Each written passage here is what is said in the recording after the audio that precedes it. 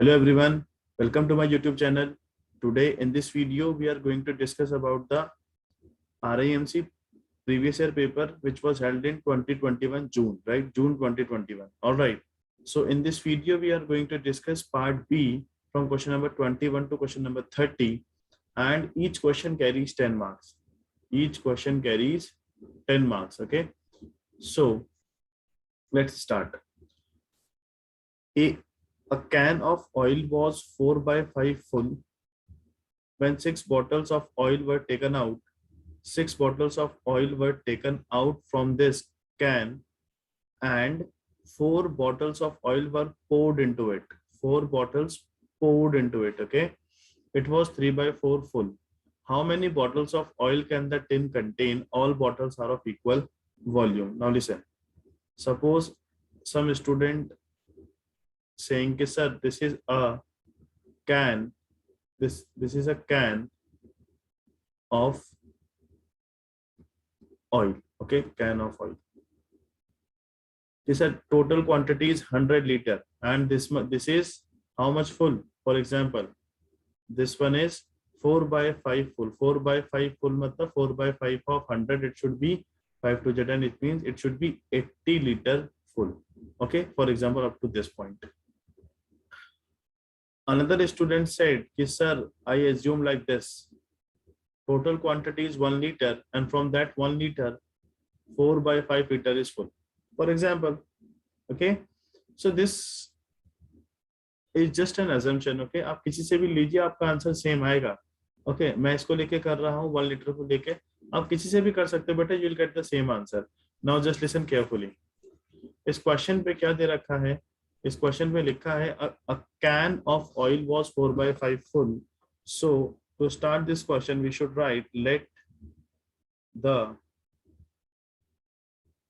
can of oil contains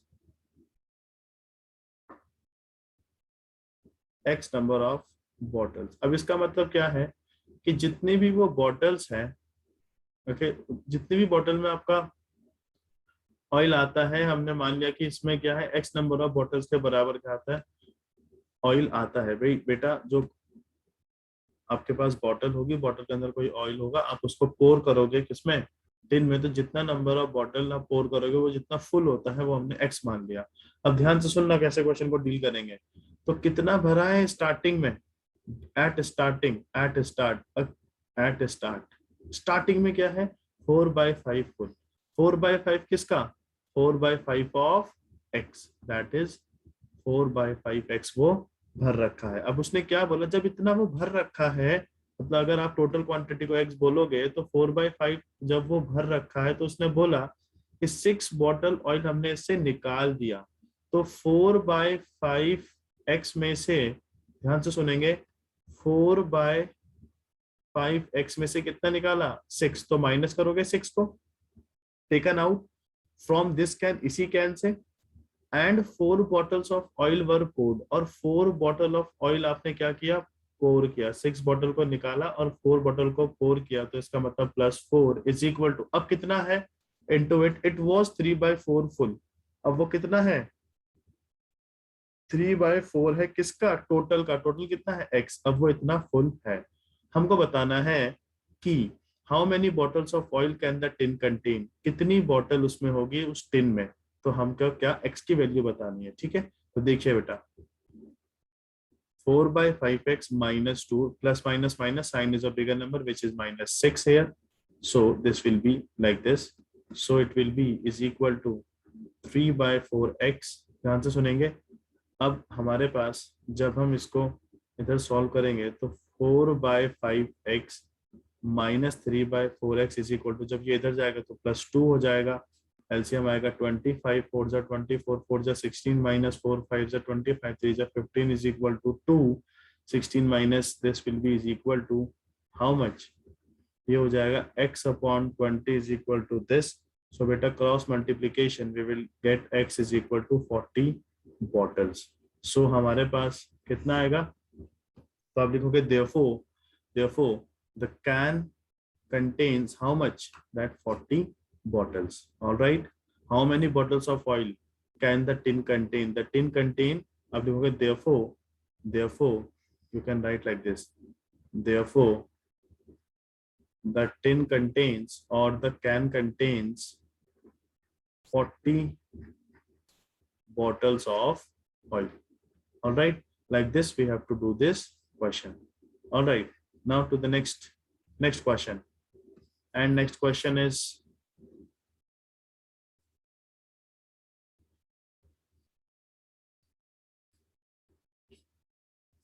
we are moving to the next question, just wait.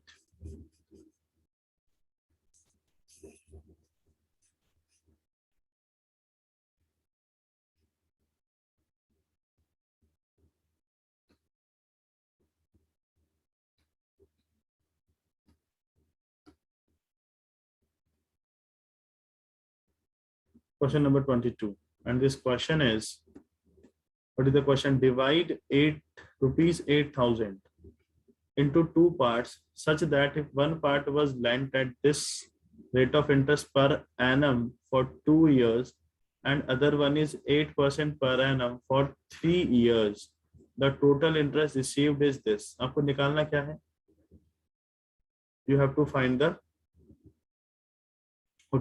principal, right? So now just see, divide rupees 8,000, divide rupees 8,000 into two equal parts. So can we write like this? Yes, we can. See, this rupees 8,000 divide into two equal part like this. This one is first part, this one is second part.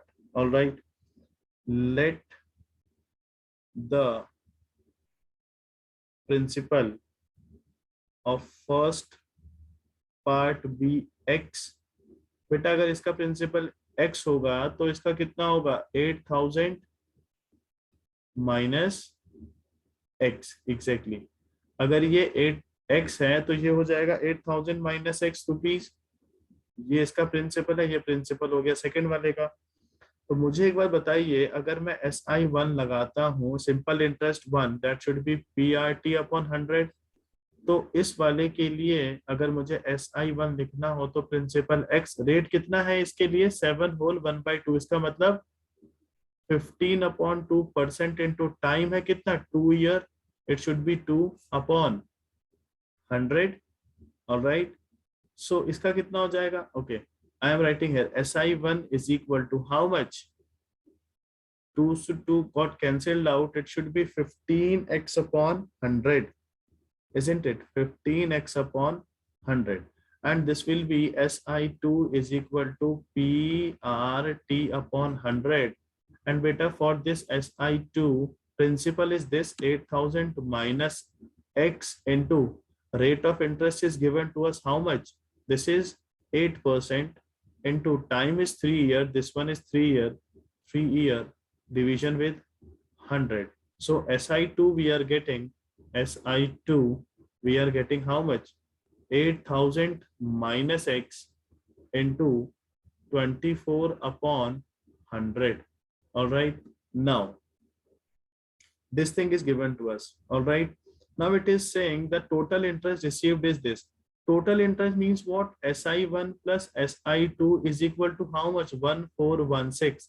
So SI1 is 15x upon 100 plus SI2 is I can write it as 24 into 8,000 minus x upon 100, that is equal to 1416. All right, so if I take 100 as LCM, it should be 100 LCM 15x plus 24 into 8,000 minus 24x is equal to 1416, right? When we do cross multiplication, we will have some expressions. Okay, बेटा ये बात ध्यान रखिएगा, हमने first part के principal को x माना था और जो सेकंड पार्ट का प्रिंसिपल था दैट इज 8,000 माइनस x. ये बात ध्यान रखिएगा, because I am rubbing this. All right, now just see.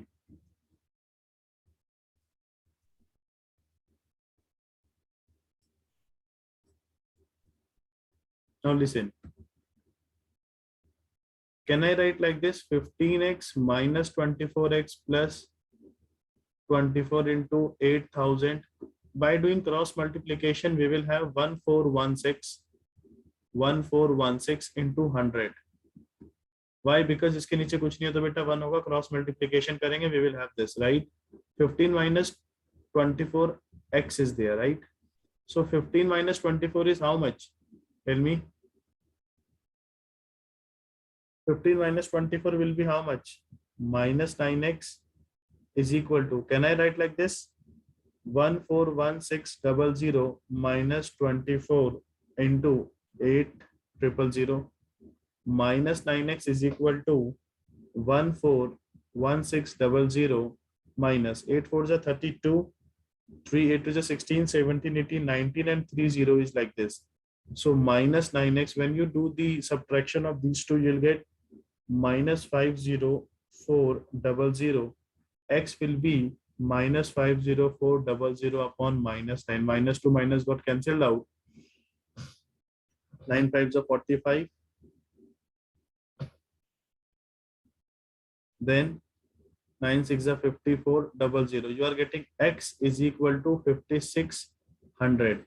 And this x, actually this x is what? This x is, if you remember, this x is the principal of first part. Okay, therefore the principal of first part is equal to 5600 rupees.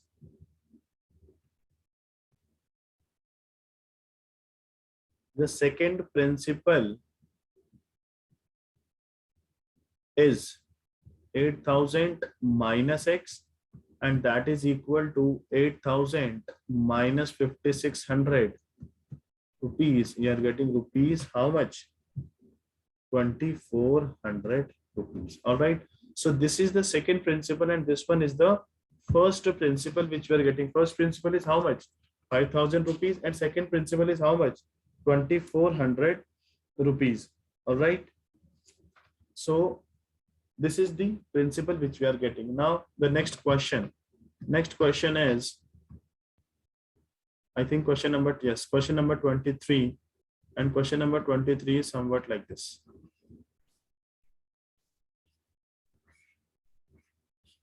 Solve 3x upon minus 5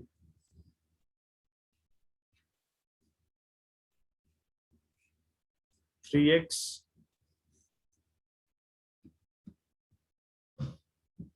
this question. Okay, 3x minus 1 upon 5 minus 1 plus x upon 2 is equal to 3 minus x minus 1 upon 4. Actually, we can take the LCM of this. The LCM of these two is how much? Yes, the LCM of this two will be 10. Exactly. 5 2s are 10. It should be 2 into 3x minus 1 minus 2 5s are 10. It should be 1 plus x. All right. Now इसके नीचे कुछ नहीं है तो 1 होगा. It should be 4 LCM. 4 3s are 12 minus x minus 1. All right. Now just 3 2 just 6x minus 2 minus 5 minus 5x upon 10 is equal to 12 minus x plus 1 upon 4. Because this negative is here, when negative is multiplied with the negative, it will become plus. Now students are having a doubt, most students are having a doubt कि sir यहाँ पे negative था तो हमने इसको यहाँ पे bracket क्यों ले लिया बेटा? Because negative यहाँ पर था. All right. So this going to be, यहाँ पर negative है जैसे तो ये भी bracket के अंदर आएगा, so that it will become change. यहाँ पर negative है तो ये भी bracket में आएगा. Okay. Whenever the negative sign is there, you have to introduce a bracket. Remember this thing. Otherwise, your answer will be wrong. Now just see. When you have this thing, you can rearrange this. 6x minus, you can write like this. 6x minus 5x minus 2 minus 5 is minus 7 upon 10 is equal to 12 plus 1, 13 minus x upon 1. All right. Now just say 6x minus 5x will be x minus 7 upon 10 is equal to 13 minus x upon 4. When you do cross multiplication, you will have 4x minus 7 4s are 28 is equal to 130 minus 10x. After cross multiplication, 10 is multiplying here. I am writing like this. 4 into x minus 7 is equal to 10 into 13 minus x. All right.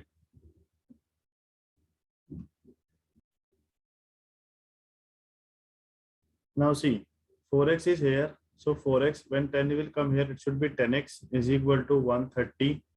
28 will come here, it will be plus 28. It should be 14x is equal to 130 plus 28. It will be 158. So x will be is equal to 158 upon 14. 2 sevens are 14, 2 sevens are 14, 2 nines are 18. So x we are getting 79 upon 7, or we can write this as, x is equal to 11 whole 2 upon 7. This is the answer. Okay. If anyone wants to recheck this answer, what you can do is you should have to put this value of x in here and you will get the LHS is equal to RHS. LHS is equal to RHS. Okay. So इस question में समझने वाली बात ये थी कि जब भी नेगेटिव होगा, whenever the negative is there, we have to introduce a bracket, otherwise our answer will get wrong. All right. आपको लगाना ही पड़ेगा बेटा. So moving to the next question. Question number 24. Though question number 23 answer is 79 upon 7 or 11 whole 2 upon 7. Next question. Question is this.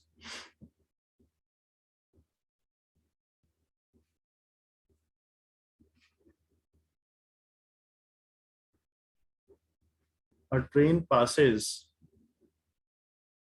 330-meter long platform in 40 seconds. All right. A train passes 330-meter long platform in 40 seconds and a man is standing on the platform in 80 seconds. Remember one thing, the train, this one is train. All right. This is moving like this. So speed of this train, let's say there is some speed of this train in meter per second. All right, now listen carefully. A train passes 330-meter long platform in 40 seconds. This one is platform. This one is platform. And the distance or the length of this platform is 330 meters. So when this train passes this platform, the time taken by the train is 40 seconds. So time taken, I should write distance of platform is equal to 330 meters, and the time taken by the train to cross this platform is equal to 40 seconds. Remember this point. So can we say like this कि train जब platform को पार कर रही है या पास कर रही है तो 40 सेकेंड लगा रही है. All right. Now let the train length be x meter. All right. Let the length of the train is equal to x meter. All right. Fine. So ये प्लेटफॉर्म है and a man is standing on the platform. This man is standing on the platform in 18 seconds. Platform को जब train पास कर रही है तो 40 second लगा रही है. And when the train passes that man, when the train passes that man, when the train passes that man, it's take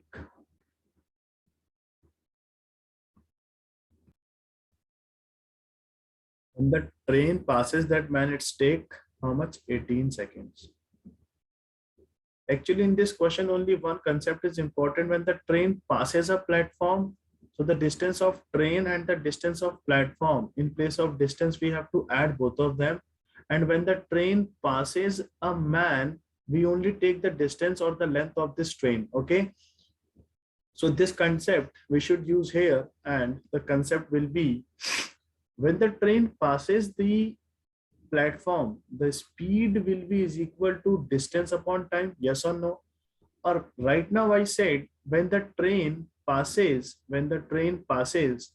to the platform, in place of distance. Okay, I should write here like this. When the train passes the platform, the distance will be is equal to how much? X meter train distance plus platform distance, that is 330 meter. So that should be in meter. All right. Time taken to cross this is equal to how much? How much? This is given 40 seconds to this platform, 40 seconds. Now the speed will become how much? The speed will become, speed is equal to distance upon time, and that is equal to how much? This is the speed of train itself. Distance is equal to x plus 330 upon 40. It should be in meter per second, equation number 1. Now in the next condition, when the train passes the man standing on the platform, that is equal to,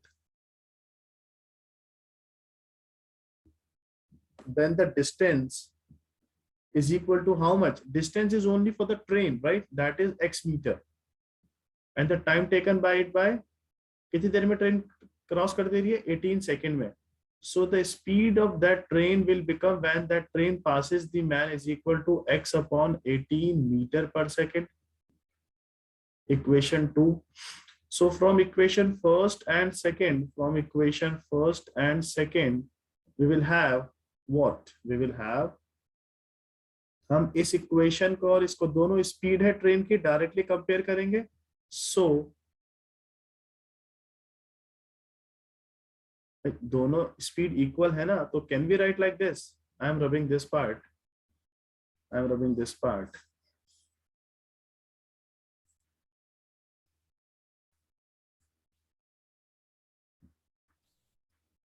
so this will be how much? This will be x upon 18 is equal to x plus 330 upon 40. When you do cross multiplication, it will be 40x is equal to 18 into 330. So this will be 40x equal to 18x plus 18 into 330. All things are in meter. 40x minus 18x, जब ये इधर आएगा negative हो जाएगा. 18 into 330, 40 minus 18 will be 22. X is equal to 18 into 330. X will be 18 into 330 upon 22. Now this is cancelled by 11. 11 2s are 11 3s are 2 1s are 2 5s are 11 2s are 22. 11 3s are 33. So it should be 18 into 15. Okay. 18 into 15 is how much? It will be 270. So now we are getting what? We are getting x is equal to 18 into 15 meter. So x is equal to 270 meter. Now what is this x? We can write, therefore the length of the train is equal to 270 meter. Okay, we have to find the speed also. So speed of train is equal to distance upon time, this x upon 18. We can put either in equation first or second. Okay, we will get the same answer because the speed of the train are same in both the cases. X is how much? 270. X is what? This is x is what? The length of the train initially upon 18.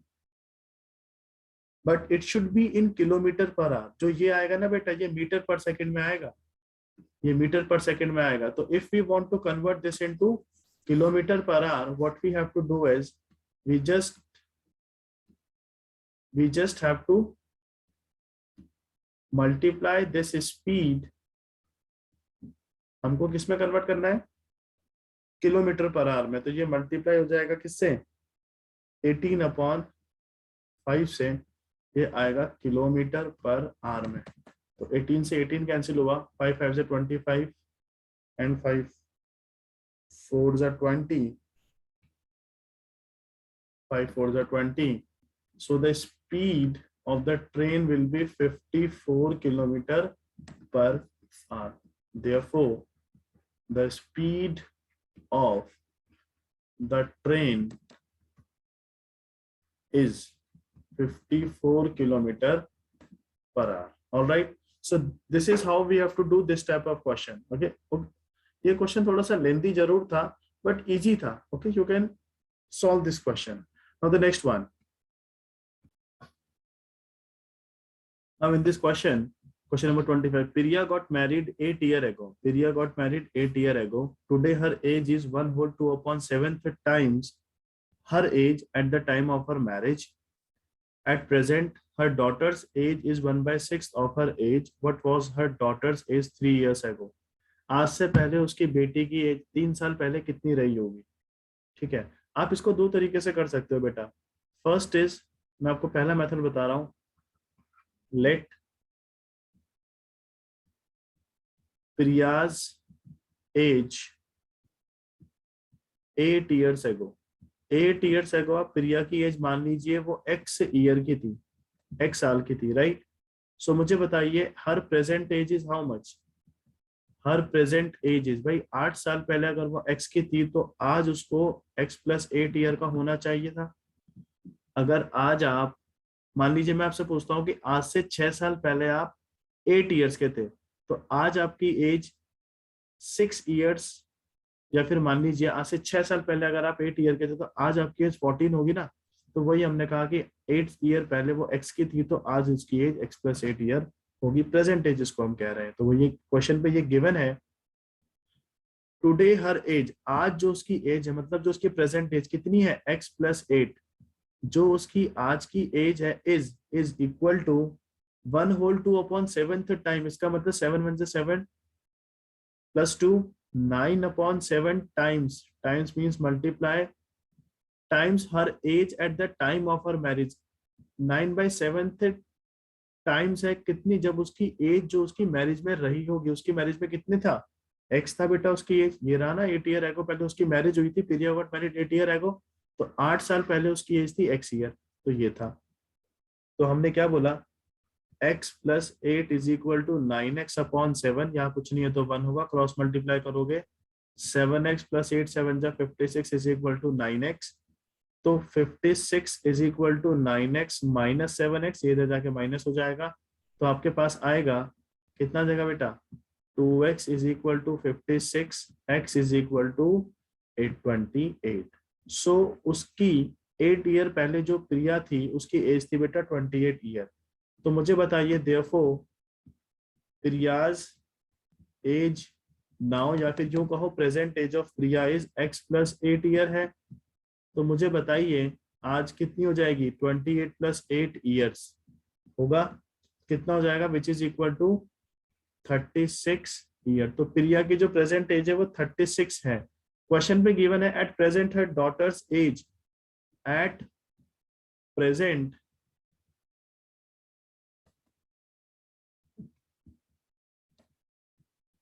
her daughter's age is equal to how much, 1 by 6 times of this 36 years. All right, लिखा है ना at present her daughter age is 1 by 6th of her age. at present her daughter is 1 by 6 of her age. और उसकी as कितनी है बेटा, आज present की बात हो रही है. प्रेजेंट की, प्रेजेंट में उसकी एज कितनी है 36. तो इस तरीके से करना था तो आएगा कितना 6 years. तो आज उसकी age at present her daughter's age is 6 years. So therefore her daughter's age 3 years ago. भाई आज अगर उसकी बेटी की एज 6 years है तो 3 साल पहले कितनी रही होगी, ऑब्वियसली 6 minus 3 years. अगर आज आप 14 ईयर के हो तो आज से 3 साल पहले कितने के रहे होंगे, 14 minus 3. तो यहीं पे भी ऐसे करेंगे. अगर आज उसकी 6 year एज है उसकी बेटी की तो 3 year पहले कितनी रही होगी, 6 minus 3 दैट इज 3 years. तो ये हमारा आंसर होना चाहिए था. ठीक है, आप इस तरीके से कर सकते हो. ये एक मेथड है इसको करने का, जब आपने इसको क्या माना, x माना 8 years है को. आप ऐसे भी इस क्वेश्चन को समझ सकते थे. देखो मैं आपको दिखाता हूँ. आप इसको ऐसे भी समझ सकते थे. आप उसकी प्रेजेंट एज को ही x मान लीजिए. ठीक है, मैं आपको दिखा देता हूँ. अगर ये आपको थोड़ा लेंदी लगा तो I will show you a next one.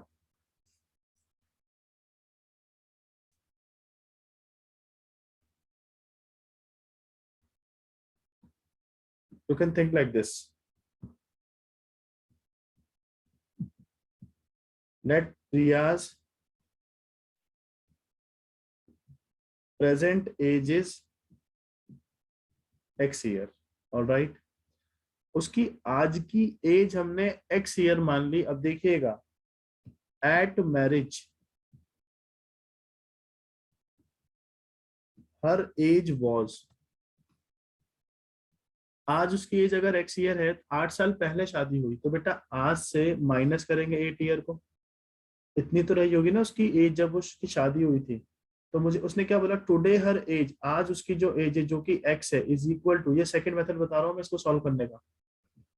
Today her as, जो उसकी आज की एज है जो कि X है, वो कितनी है, 9/7, 7 प्लस 2, 9/7 टाइम्स ऑफ जितनी एज उसकी मैरिज में थी. मैरिज में कितनी एज थी, X-8. इस तरीके से. Clear. Now again cross multiplication, 7x is equal to 9x minus 8 9 is 72. 7x minus 9x equal to minus 72. Minus 2x equal to minus 72. X is equal to minus 72 upon minus 2, 36. So x is equal to 36 years. Now ये x है क्या, x is therefore her present age. कौन, प्रिया की कितनी है, 36 year. क्यों है, because x हमने जो कहा था वो प्रेजेंट एज कहा था और x की वैल्यू 36 आ गई. क्लियर है, प्रियास प्रेजेंट एज 36 हो गई. तो उसकी जो डॉटर की एज है, डॉटर्स एज ऑफ प्रिया, प्रिया की डॉटर की एज कितनी है, 1/6 है. कितना उसका एज का, उसकी प्रेजेंट एज कितनी है, 36.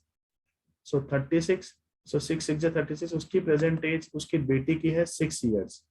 तो therefore her daughter's age 3 years ago, that is 6 minus 3, 3 years. Like this we have to solve this question. All right, now next one. Okay, the now next question is, the following number of cadets from class 8 show their in joining different hobbies club, right? Draw a pie diagram to represent the data. So this data is given to you. The first one is club. Club is how much, photography, aero modeling, alchemist, art and craft and music. और number of cadet जो club में participate कर रहे हैं, जो club में है, वो है 6, 10, 5, 7 and 2. तो हमको बनाना है पाई डायग्राम. देखो बेटा, हमको पाई डायग्राम बनाना है और ये डेटा आपको ये गिवन है. तो कैसे करते हैं पाई डायग्राम, सबसे पहले आपको सेंट्रल एंगल निकालना होता है. तो मुझे बताइए सेंट्रल एंगल. उससे पहले आप एक चीज ध्यान रखिएगा, टेल मी वन थिंग, कि total number of cadets, total number of cadet कितने हैं हमारे पास, 6 + 10 + 5 + 7 + 2. टोटल नंबर ऑफ कैडेट कितने हैं, इन सबको ऐड कर देंगे जो आपको कैडेट दे रखे हैं. ठीक है, तो ये कितना आ जाएगा आपके पास, 10 + 6 16 + 5 21 + 9 30, right? So it will be 30. Total number of cadet are 30. So we have to find out central angle for a club. Club के लिए हमको सेंट्रल एंगल निकालना है और हमको पता है फॉर्मूला, ये होता है number of cadets in the club divided by total number of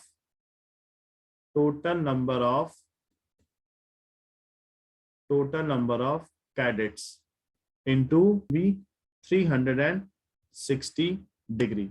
All right, so central angle for a club is equal to number of cadet in the club divided by total number of cadet into 360. For example अगर हमको photography का निकालना हुआ central angle, तो किस तरीके से निकालेंगे, number of cadet in the club is 6 division with total number of cadet कितने हैं, total number of cadet 30 into 360 degree, हमको मिल जाएगा हमारा सेंट्रल एंगल. ओके, नाउ तो इस तरीके से हम इसको फाइंड आउट करेंगे.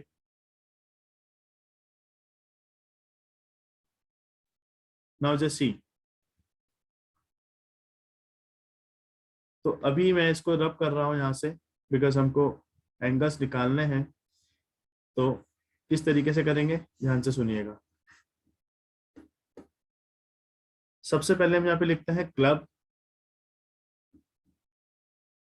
दिस वन इज क्लब, ये है आपका नंबर ऑफ कैडेट्स, और यहाँ पर आएगा आपका सेंट्रल एंगल। जो मैंने फॉर्मूला बताया आप उसको ध्यान में रखोगे। और सबसे पहले क्या है बेटा, फोटोग्राफी। फोटोग्राफी फोटोग्राफी में कितने नंबर ऑफ स्टूडेंट, कितने नंबर ऑफ कैडेट्स हैं, 6। सेंट्रल एंगल क्या बताया था मैंने अभी, central angle is equal to number of cadets into that club, that is 6 upon total number of cadets is 30 into 360. So this is the angle which we can get, so it should be 72 degree. Similarly, in arrow modeling, second club is arrow modeling, this one. Total number of cadets are 10, so central angle will be 10 upon total number of cadets are 30 into 360. It should be 360, all right, into 360. It should be 120 degree. Similarly for alchemist, number of cadets 5. Central angle will be is equal to how much? That is equal to, if you solve this you will get 60. Okay, it should be 5 into 12. Then art and craft is equal to, art and craft number of cadets 7. Central angle is equal to how much? That is equal to, it should be 7 into 12, that is 84 degree. All right, if you go for music, that is 2. So central angle is equal to 2 into 12, that is 24 degree, right? So this is how we have to find out the central angle. Once we got the central angle, then we have to make a pie diagram. Okay, हमको क्या बनाना है, पाई diagram बनाना है। किस तरीके से बनाएंगे वो देखिएगा। आई एम रबिंग दिस, तो किस तरीके से बनाएंगे, focus here.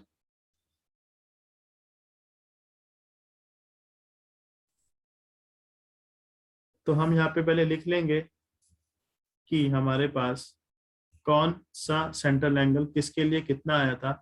First of all we should write it down. Now just सी,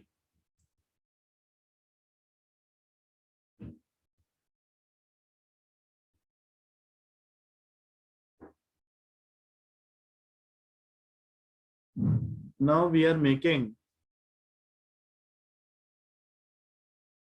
एक और कॉलम में यहाँ पे ऐड कर रहा हूँ सेंट्रल एंगल का। फोटोग्राफी के लिए हमारे पास आया था 72 डिग्री, एरो मॉडलिंग के लिए हमारे पास आया था 120 डिग्री, एल्केमिस्ट के लिए हमारे पास आया था 60 डिग्री, आर्ट एंड क्राफ्ट के लिए हमारे पास आया था 84 डिग्री, और म्यूजिक के लिए हमारे पास आया था 24 डिग्री।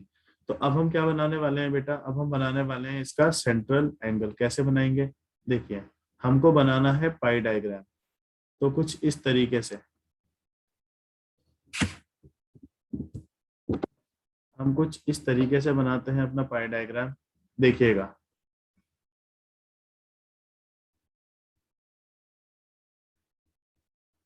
सबसे पहले इसका सेंट्रल पॉइंट मान लीजिए कुछ इस तरीके से ये रहा।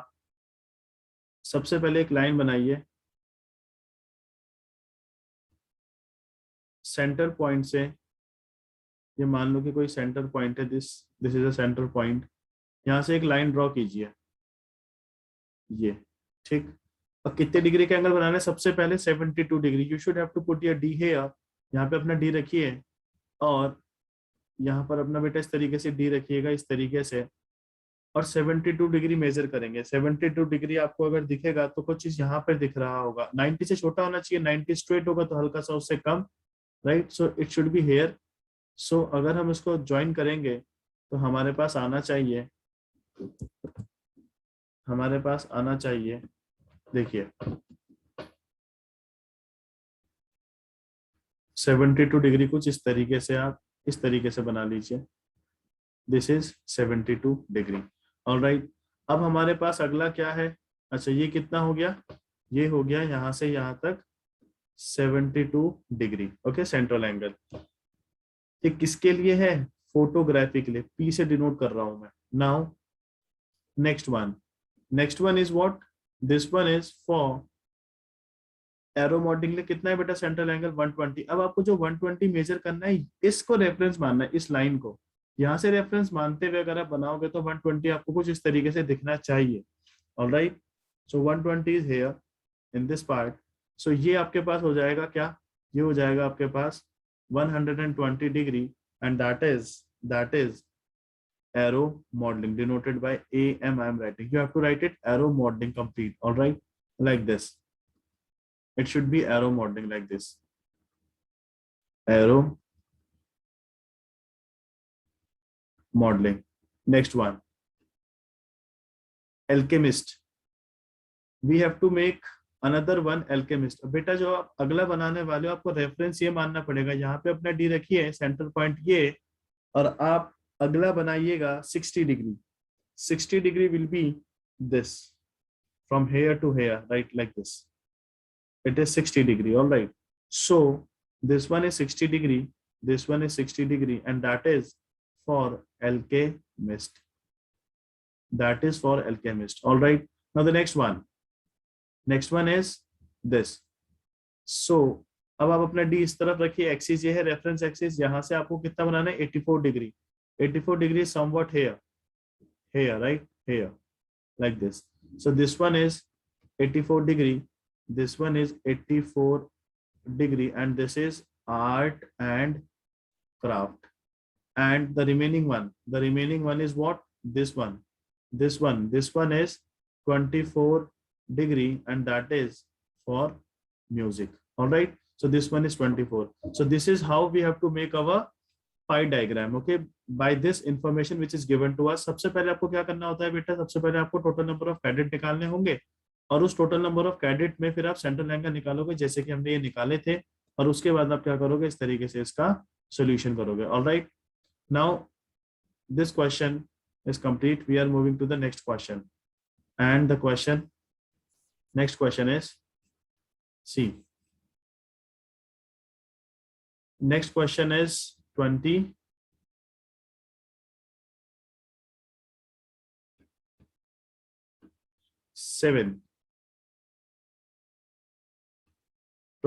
Is this question.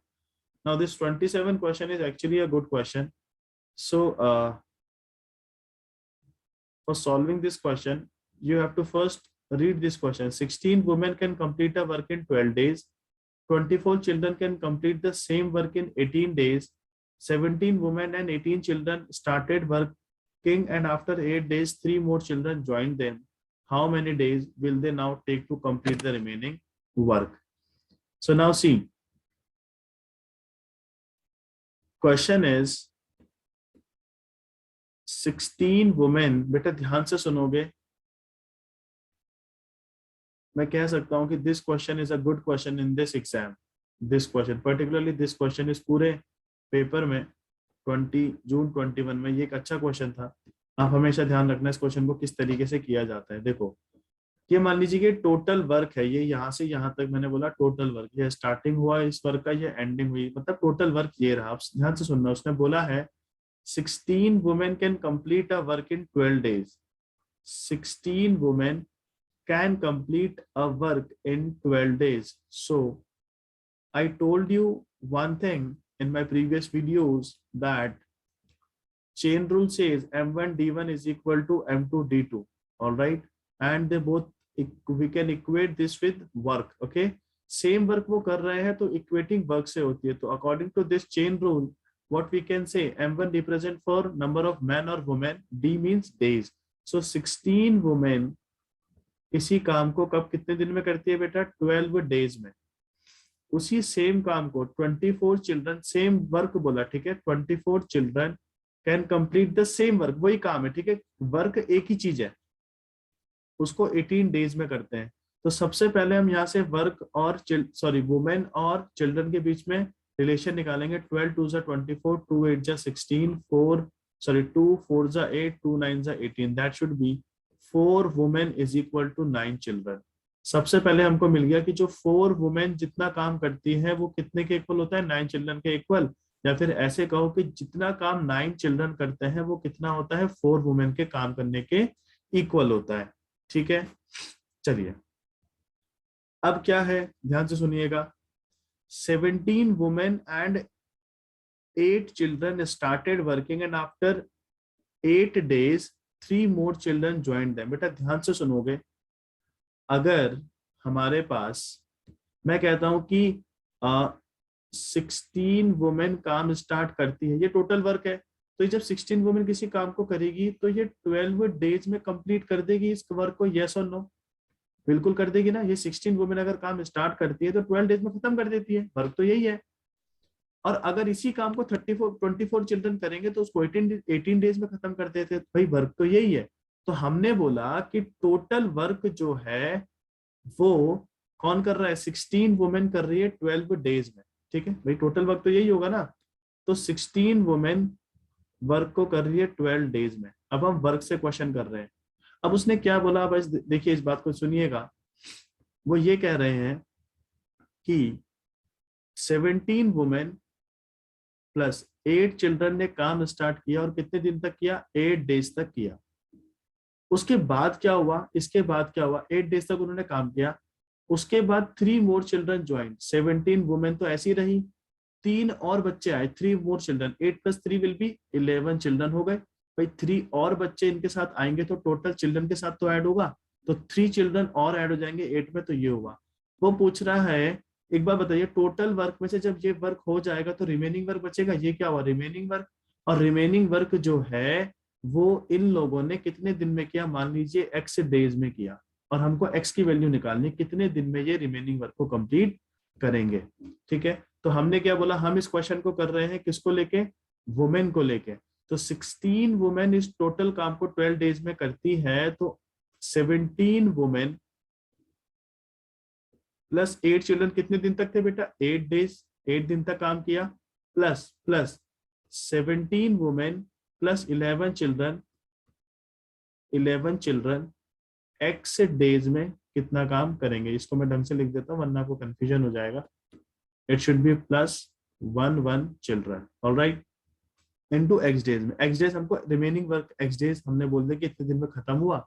इन लोगों ने जब काम किया 17 वुमेन और 11 चिल्ड्रन ने, तो हमने यहाँ पे x लिख दिया। ठीक है, हमको x की वैल्यू ही निकालनी है, वही हमारा क्या है, रिमेनिंग वर्क है। मैं लिख देता हूँ यहाँ पर, लेट द, यहाँ पे लिख देता हूँ let the remaining work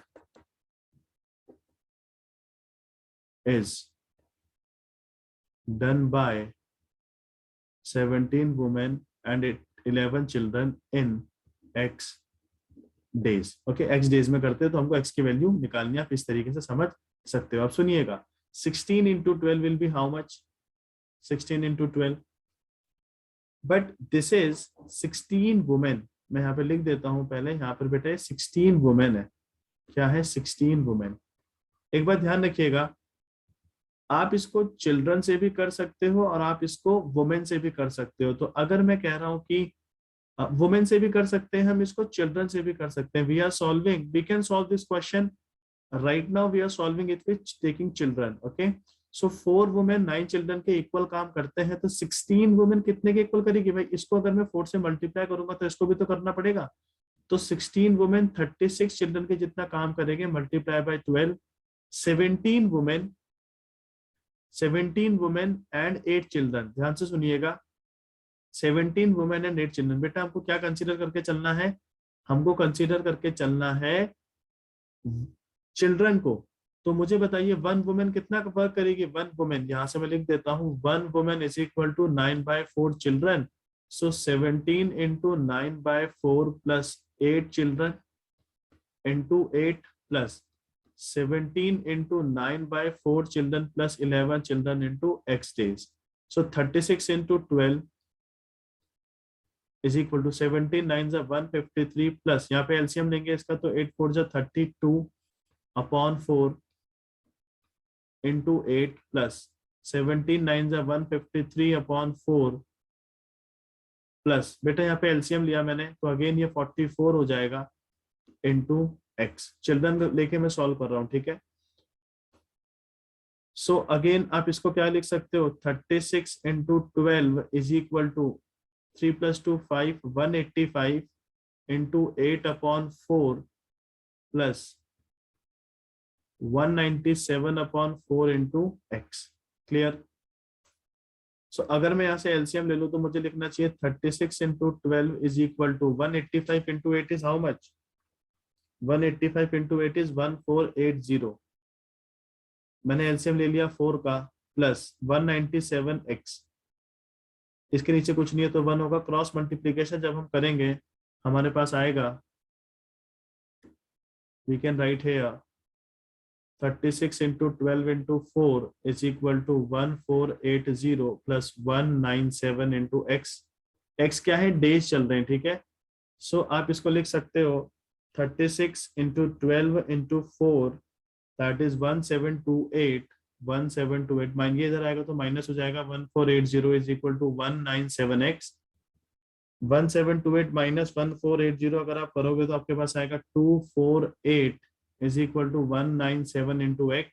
So x will be is equal to 248 upon 197. That is equal to how much, 1.25।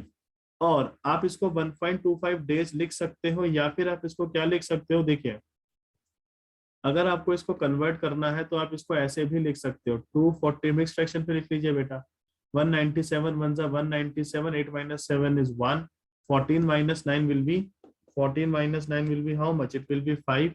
So this will be 1 whole, x is days, 1 whole 51 upon 197, 197। all right, clear है, fine।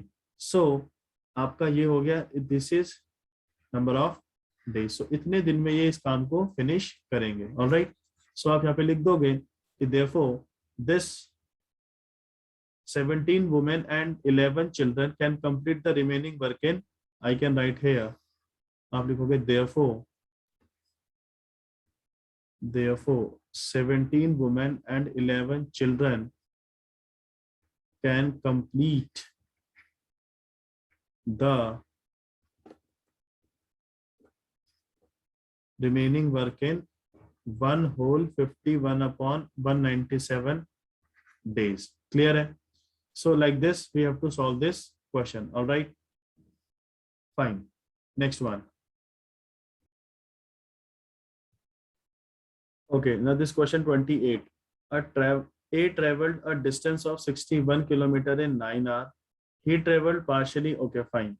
so A जो है वो travel कर रहा है इस 61 kilometre को कितने टाइम में, 9 आवर में, ठीक है। तो ए ट्रेवल करता है distance 61 kilometre and time is 9 hour, right. He travelled partially on foot, मान लीजिए कि वो यहाँ तक चला एट अ स्पीड, फुट से चलता है at a speed 4 kilometre per hour. Alright, ये पार्शियली चला, और पार्शियली चला बाइसाइकिल से, मतलब यहाँ से चला वो बाइसाइकिल से, और बेटा ये स्पीड जो है ये है 9 किलोमीटर पर आवर, 9 किलोमीटर, और यहाँ से यहाँ जाने में जो उसको टाइम लगता है वो लगता है 9 आवर। ये बात ध्यान रखिएगा, तो टोटल डिस्टेंस को कवर करने में उसको जो टाइम लगता है वो 9 आवर लगता है, दे रखा है यहाँ पर क्वेश्चन पे, ठीक है। He travelled partially, find the distance travelled by him on foot. ये बताइए कि वो या फुट से जब वो चला था तो उसने कितनी डिस्टेंस कवर करी होगी, ये आपको बताना है, ठीक है। You have to find distance travelled by him by foot, कितनी उसने डिस्टेंस कवर करी होगी। ऑलराइट, नाउ जस्ट सी कैसे करेंगे। You just take this as let the distance travelled on foot by him be x kilometre. मान लीजिए कि उसने x किलोमीटर डिस्टेंस यहां से यहां तक ट्रेवल करी, ठीक है। आप इसको x मान लीजिए कि उसने क्या किया, x से डिस्टेंस ट्रेवल करी यहां से यहां तक, उसने x से डिस्टेंस, जब वो फुट से चला तो उसने x डिस्टेंस ट्रेवल करी, टोटल कितनी है 61 है, और उसने x फुट से चली, तो बाइसाइकिल से ऑब्वियस सी बात है कि 61 माइनस एक्स से चली होगी, टोटल में से इसी को माइनस करेंगे ना जितनी चल चुका है। तो आप लिखोगे therefore the distance traveled by bicycle be 61 minus x kilometer. All right, now tell me one thing, total time is how much? Total time is, भाई यहां से यहां चलने में कुछ टाइम लगा होगा तो मैंने बोला t1, प्लस यहां से यहां चलने में कोई टाइम लगा होगा, मैंने बोला t2, या फिर इसको बोलो t फुट से चलने में जो टाइम लगा और बाइसाइकिल से जो चलने में टाइम लगा, वो कितना दोनों को मिलाएंगे तो 9r के इक्वल आना चाहिए।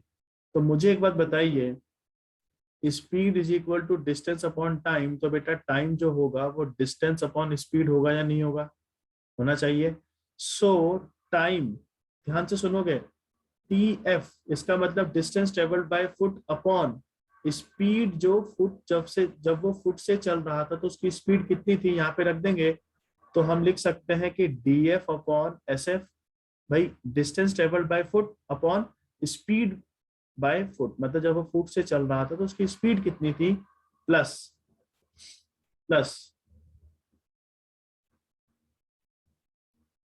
TB मतलब distance travelled by bicycle upon speed by bicycle is equal to 9। भाई दोनों टाइम है, ये भी तो टाइम है ना, तो 9r होगा।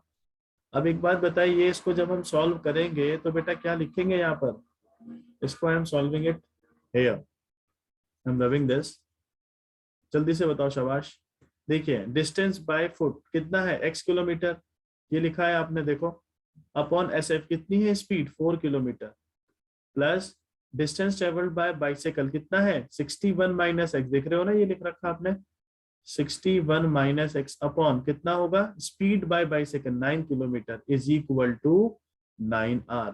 अच्छा एक और चीज यहाँ पर इंपॉर्टेंट ये है कि every quantity is in kilometre are, kilometre are, kilometre are, हमको कोई कन्वर्ट करने की जरूरत है ही नहीं। ऑलराइट, यस, अगर यहाँ पे मीटर पर सेकंड होता तब हमको इसको कन्वर्ट करना पड़ता बेटा पहले किलोमीटर पर आर में। अभी सब कुछ हम पे स्टैंडर्ड यूनिट्स में है, किलोमीटर पर आर, ये भी किलोमीटर ये आर में है, ये किलोमीटर पर आर में, तो हमको no need to change any other quantity, right. अब क्या करोगे, इन दोनों का एलसीएम कितना आएगा बेटा, इन दोनों का एलसीएम आता है 36, सो 4 9 जा मतलब 9x प्लस 36, 9 4 जा 36, so 4 into 61, 4 into 61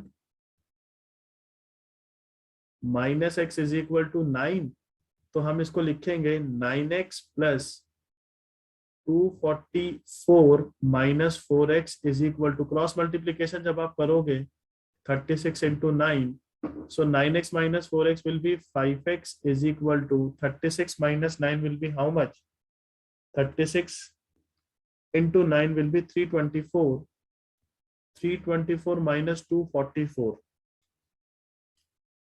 it will be 80, so 5x is equal to 80, 5x equal to 80, x will be is equal to 80 upon 5, so x will be is equal to how much, 16 kilometre, right. So आप लिखोगे therefore x था क्या बेटा, x क्या था, distance travelled on foot by him is कितना x kilometre, सो आप लिखोगे therefore distance travelled by him on foot is equal to 16 kilometer. So this is our answer. All right, like this we have to solve this question. Now we are moving to the next question, question number 29. Now the next question, the dimension of a room are this, this is a dimension which is given to us, there are 2 door and 4 window in the room. Okay, एक room है मान लीजिए, उसकी dimension obvious ही बात है room है cuboid form पे होगा, उस रूम पे बेटा 2 डोर है और 4 विंडो है उस रूम पे, ईच डोर मेजर, डोर की डायमेंशन दे रखी है and each window measure this. Okay, find the cost of painting the wall is rupees, इस रेट के हिसाब से आपको निकालना है कि उन वॉल्स में, जो रूम की जो वॉल्स हैं उनमें कितने का आपका कॉस्ट आएगी। ठीक है, तो सबसे पहले देखो डायमेंशन ये दे रखी है क्यूबॉइड की, डोर की डायमेंशन ये रही। और अच्छा पहली बात क्वेश्चन मन में आना चाहिए कि सर डोर की डायमेंशन इस तरीके से कैसे दे रखी है। बेटा ऑब्वियस ही बात है, डोर है तो in the form of rectangle होना चाहिए। तो लेंथ और ब्रेथ, विंडो है लेंथ और ब्रेथ दे रखी, और ये लेंथ ब्रेथ और हाइट क्यूबॉइड है, तो इस तरीके से, ठीक है। तो सबसे पहले formula area of 4 walls, area of 4 wall जो होता है 2 × L + B × H होता है। क्लियर। तो अकॉर्डिंग टू द क्वेश्चन हमको दे रखा है L इज 12.5, ये हमको L दे रखा है, ये B दे रखा है, ये आपको हाइट दे रखा है, ठीक है। Plus breadth is how much 9 into height is how much 7, so that should be is equal to 2 into 21.5 into 7, that is equal to how much 301 meter square। all right, जब आप इन दोनों को मल्टीप्लाई करोगे you will get 301 meter square। okay, so now tell me, ये आ गया 4 wall का area, ठीक है। ऑब्वियसली बात है, पेंट जो है आप 4 वॉल पे करोगे। एरिया ऑफ 1 डोर कितना होगा बेटा, 1 डोर का एरिया, केवल 1 डोर की मैं बात कर रहा हूँ, ध्यान से सुनना। 2 डोर बोला गया, अभी मैं 1 डोर की बात कर रहा हूँ। तो कितनी डायमेंशन दे रखी है डोर की, ये 2 डोर की डायमेंशन नहीं है बेटा, ये 1 डोर की डायमेंशन है। उसने बोला 2 door, each door measure, each door मतलब 1 डोर की डायमेंशन ये है। तो एरिया ऑफ 1 डोर आ जाएगा 2.5 इंटू 1.2। ऑब्वियस ही बात है, एरिया है तो मीटर स्क्वायर आना चाहिए। तो ये हो जाएगा आपके पास 3 metre square. All right, so area of कितने डोर हैं, 2 डोर है, तो एरिया ऑफ 2 डोर जो है वो कितना हो जाएगा। ऑब्वियसली बात, इसको मल्टीप्लाई करेंगे 2 से, metre square, so 6 metre square. Clear. Area of 1 window, भाई एरिया ऑफ विंडो जो है वो कितना आ जाएगा, 1 विंडो की बात हो रही है, एरिया ऑफ 1 विंडो कितना हो जाएगा, डायमेंशन 1.5 इंटू 1 मीटर स्क्वायर होगा। इन दोनों को मल्टीप्लाई करने पे तो that is equal to 1.5 metre square. Area of 1 window, so area of 2 window हो जाएगा, विंडो 2 है या 4 है बेटा, विंडो है 4, सो इसका मतलब यहाँ पर क्या होगा, 4 विंडो हो जाएगा। और 4 विंडो जो होगा that is equal to area of 4 window, 1 window का है 1.5, सो 4 का होगा 1.5 metre square, that is equal to 6 metre square. Clear है। तो अगर हमारे पास मान लीजिए, देखिए मान लीजिए जिस रूम पे बैठ के आप इस वीडियो को देख रहे हो अभी, ठीक है, उस रूम को आप ऑब्जर्व कीजिए, वहां पे 4 वॉल होगी, राइट। और उस 4 वॉल, अगर आप रूम पे हो तो उस रूम पे देखिएगा 4 वॉल है। अगर मान लो उसी पर्टिकुलर रूम पे अगर आपने 4 विंडो आपने इस डायमेंशन की लगा दी, वॉल्स पे लगाओगे ना, ठीक है, छत पे, और जो आपका छत होता है वहां पे तो कोई विंडो होगी नहीं, फ्लोर पे कोई विंडो आप रखोगे नहीं, और जो उस रूम पे 2 डोर है, तो ऑब्वियस बात है कि उतने एरिया पे हमको क्या करना, क्या हमको ये पेंट नहीं करना पड़ेगा वॉल्स पे, ठीक है, उतना एरिया हमारा बच जाएगा। तो अगर हमको एरिया टू बी पेंटेड निकालना हो कि कितना एरिया है जिसमें हमको पेंट करना है, एरिया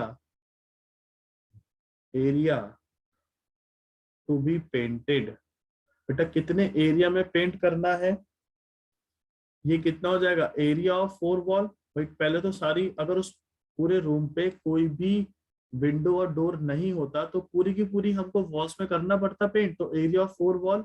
अब माइनस कर दो किसके एरिया को, area of 2 door minus area of 4 window, इन दोनों के एरिया को माइनस कर दो, जो बचेगा उसमें आपको क्या करना पड़ेगा, पेंट करना पड़ेगा, और उसकी कॉस्ट निकालनी पड़ेगी। एरिया ऑफ 4 वॉल कितना आया, 301, यहाँ पे पुट कीजिए, माइनस एरिया ऑफ 2 डोर कितना आया, 6 मीटर स्क्वायर, ये रहा, माइनस एरिया ऑफ 4 विंडो कितना है, 6 मीटर स्क्वायर, ये पूरा का पूरा चल रहा है मीटर स्क्वायर में। ये आ जाएगा आपके पास 301 माइनस का 12 metre square, that is equal to how much, 289 metre square. So this is what area to be painted area to be painted is 289 metre square. All right, now आपको cost दे रखी है। Cost आपको क्या दे रखी, आपको एक कॉस्ट दे रखी है कि जो कॉस्ट है पेंटिंग की वो कितनी है। फॉर 1 मीटर स्क्वायर के लिए it is ₹3.50। Okay, so cost of painting of the wall for 1 meter square is equal to ₹3.50. So cost of painting of the wall for how much meter square? 289 meter square. 289 meter square. So ₹3.50 into 289, that is equal to how much? That is equal to ₹1011.5। 1011.5 rupees आपको क्या करना पड़ेगा, cost आएगी उस 4 wall पे painting करने के लिए जिस वॉल पे 2 डोर होंगे इस डायमेंशन के और 4 विंडो होगी इस डायमेंशन की। Is it clear? I hope आपको क्लियर हुआ होगा। Now moving to the next question. Now the next question, A can do a piece of work. A can do a piece of work in 10 days. B can do a piece of work in 12 days. C can do a piece of work in 15 days. All begin together. तीनों ने एक साथ काम किया. But A leaves the work after 2 days. 2 दिन के बाद A ने काम छोड़ दिया. B leaves 3 days before the work is finished. जब काम खत्म होने वाला था उससे 3 days before, 3 दिन पहले B ने छोड़ा. तो बताइए how long did the work last? कितने दिनों तक काम चला होगा?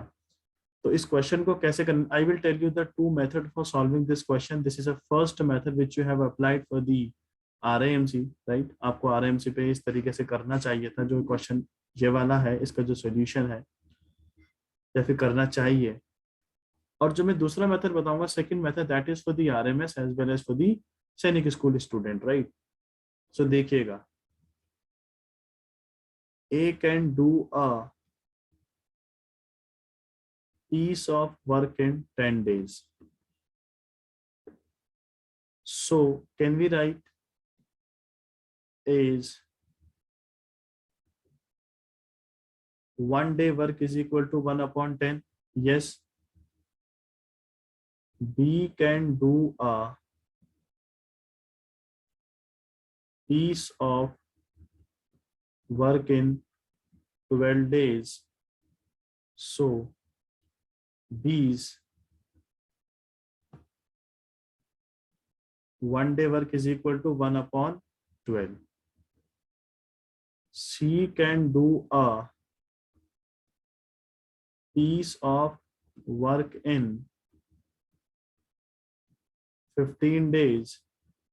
So C's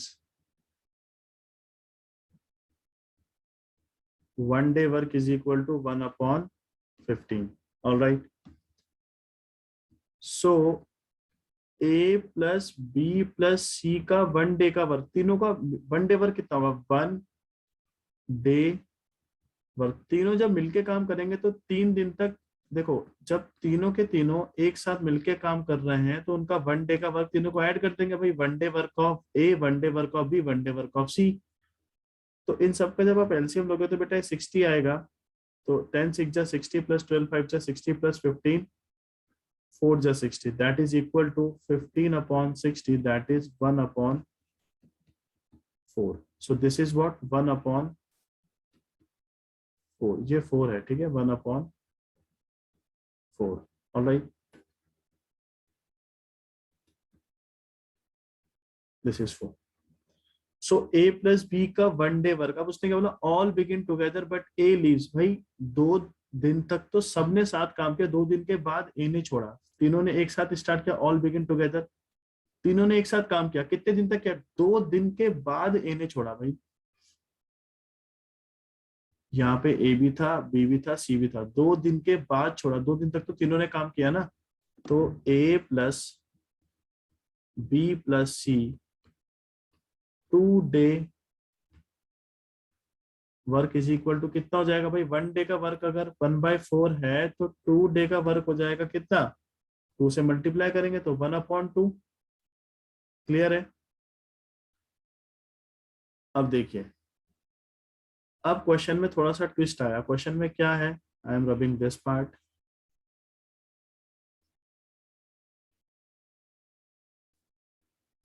क्वेश्चन में वो ये कह रहा है कि अभी इन चीजों का यूज होगा बेटा 1 डे वर्क का, ठीक है। देखिए क्वेश्चन पे ये कह रहा है कि B lives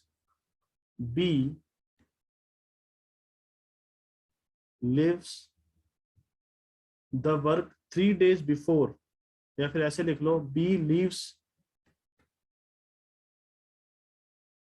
3 days before the work gets finished. जब काम खत्म होने वाला था बी ने उसे 3 दिन पहले काम छोड़ दिया। सो इसका मतलब भाई ए ने भी काम छोड़ दिया, बी ने भी 3 दिन पहले काम छोड़ा, तो इसका मतलब काम खत्म तो सी ने किया होगा। So C does the remaining work. Clear है। मतलब मैं ये कहना चाह रहा हूं, देखो मैं आपको दिखा देता हूं कि काम तीनों ने एक साथ स्टार्ट किया, ए प्लस बी प्लस सी। 2 दिन तक सबने काम किया, 2 दिन के बाद किसने छोड़ा, ए ने छोड़ दिया। और काम यहाँ पे खत्म होना था, तो काम खत्म होने से 3 डे पहले बी किसने छोड़ा, बी लीव्स 3 days, तो बी ने छोड़ दिया यहाँ पर, तो सी ने इस काम को खत्म किया होगा। यहाँ पर कौन रहा होगा, जब ए चला गया तो बी प्लस सी रहा होगा। उन्होंने एक्स डेज में काम खत्म किया, मान लो ये वाला काम। तो पूछ रहा है कि टोटल नंबर ऑफ डेज कितने लगे होंगे इनको काम खत्म करने में। अगर एक्स मिल जाएगा तो हमको आंसर मिलेगा। तो मुझे बताओ सी ने कितने दिन तक काम किया, 3 डे तक। सी 1 डे वर्क कितना था, 1/15। तो सी 3 डे वर्क कितना हो जाएगा, जल्दी से बताओ।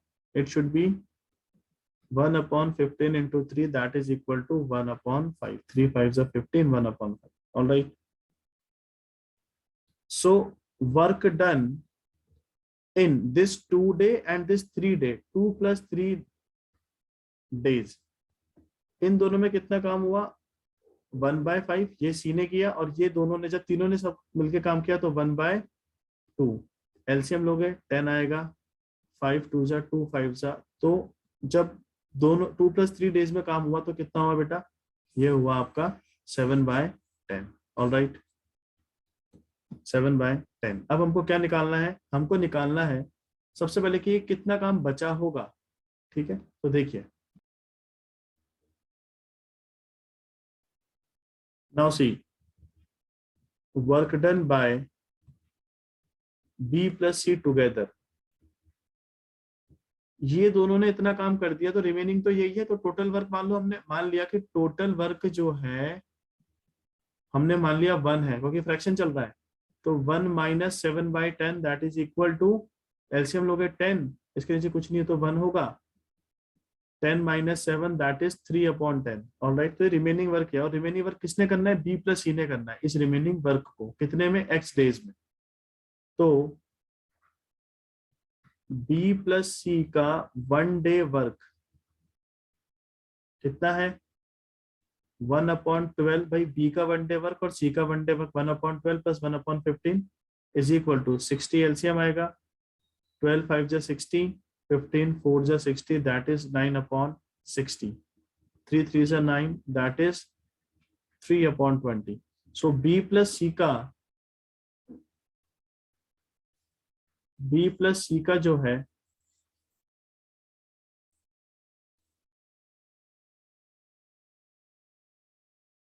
जो वर्क है बेटा, बी प्लस सी का 1 डे वर्क 3/20 है।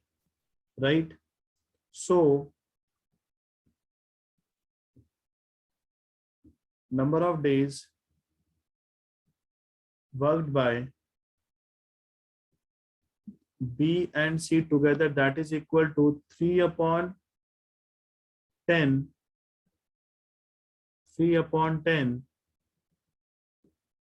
into 20/3। ओके, या आप ऐसे भी कह सकते हो, देखो बी प्लस सी रिमेनिंग वर्क कितना करना है, रिमेनिंग वर्क ऐसे समझ लो, अगर ये समझ नहीं आया तो रिमेनिंग वर्क करना है उनको कितना, रिमेनिंग वर्क बताओ भाई। बी प्लस सी का 1 डे वर्क है 3/20, वो उसको x दिन में करेंगे।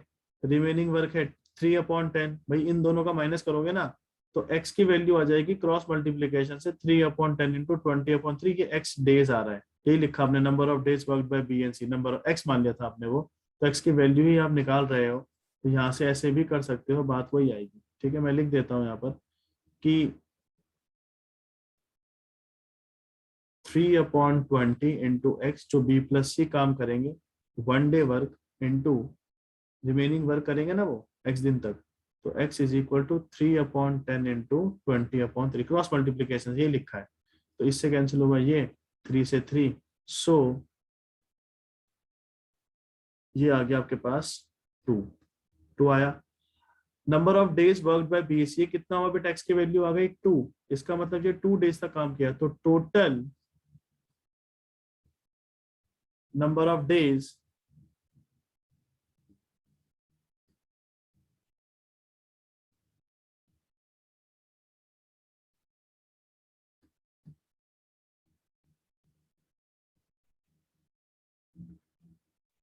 Total number of days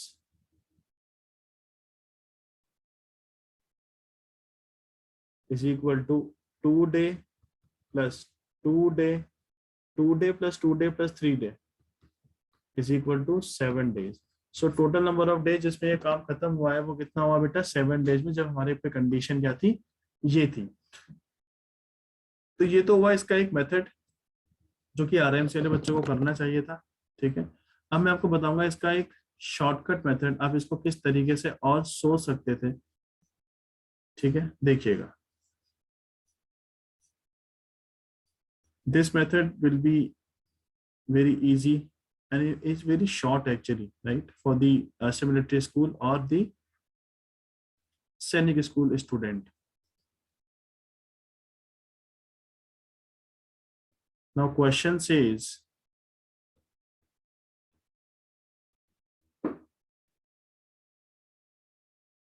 second method for